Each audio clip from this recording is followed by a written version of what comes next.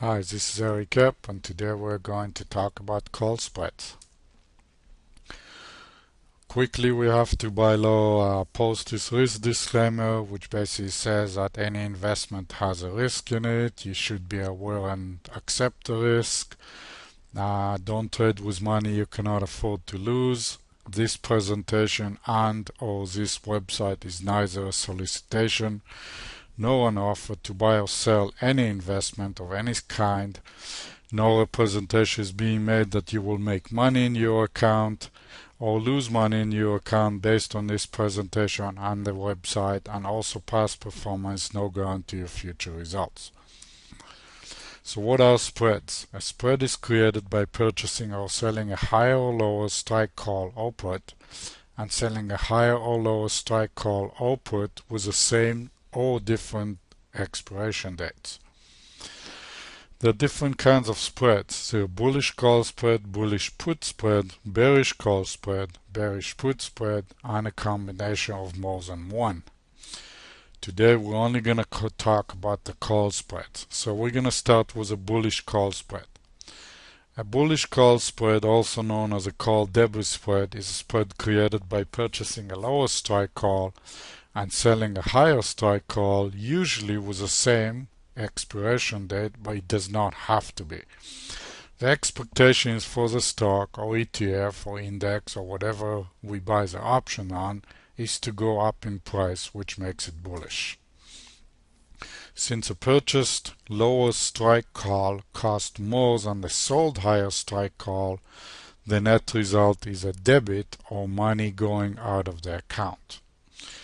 All spreads, regardless whether a call or put spreads, have a potential limited loss and limited profit.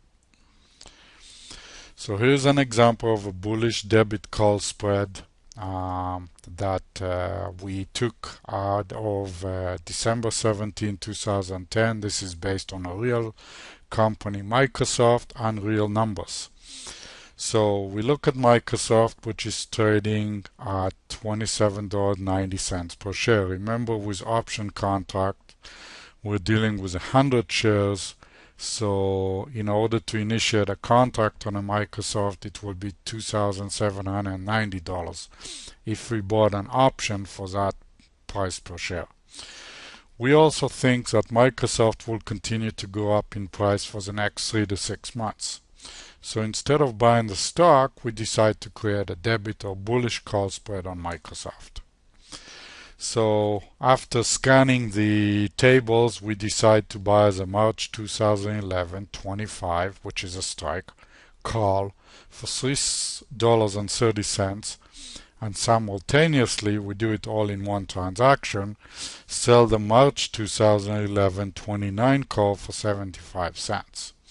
Since both strikes expire on the same day, it is sometimes referred to as a vertical spread.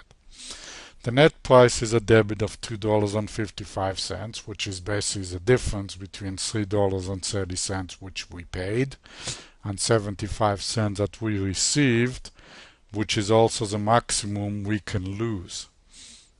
And since the width of the spread is $4, which is a strike of 29 minus 25, which is also the maximum we can close a spread at if Microsoft is higher than 29 by March 2011 expiration date, the maximum profit would be $1.45, which is 4 minus 255, or 57% gain, which is $1.45 divided by 255, which is a net cost for the spread. So here's a pricing table for Microsoft for March 2011 where we received the numbers from in the previous slide. So you can see the 75 cents for the 29 strike and the $3.30 for the 25 strike. Okay, let's talk about a bearish call spread. A bearish call spread, also known as a credit spread, is created by purchasing a higher strike call and selling a lower strike call, usually with the same expiration dates. The expectation is for the stock to go down in price, which is bearish, and credit spreads require margin. Whether they are call spreads or put spreads, credit spreads require margin. So using the same Microsoft example, except that we expect the stock to go down, or at least not go up until expiration, we sell a March 11, that's 2011, 29 call, and buy a March 11, 32 call for a net credit of 58 cents. And the reason why it's a credit, because we sold a lower strike call than what we bought, a higher strike call, so the difference is a credit coming into the account.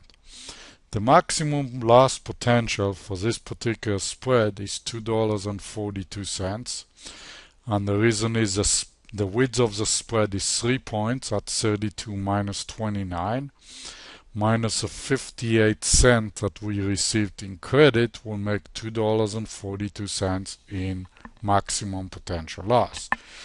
The maximum gain potential in this case is 58 cents, which is a credit we received to begin with, or 24% gain.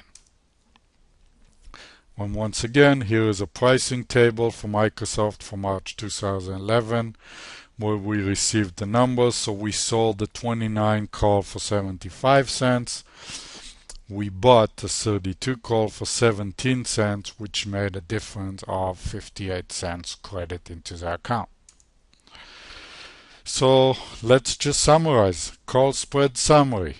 All call spreads have a limited loss and gain potential, regardless whether they are calls or puts, by the way.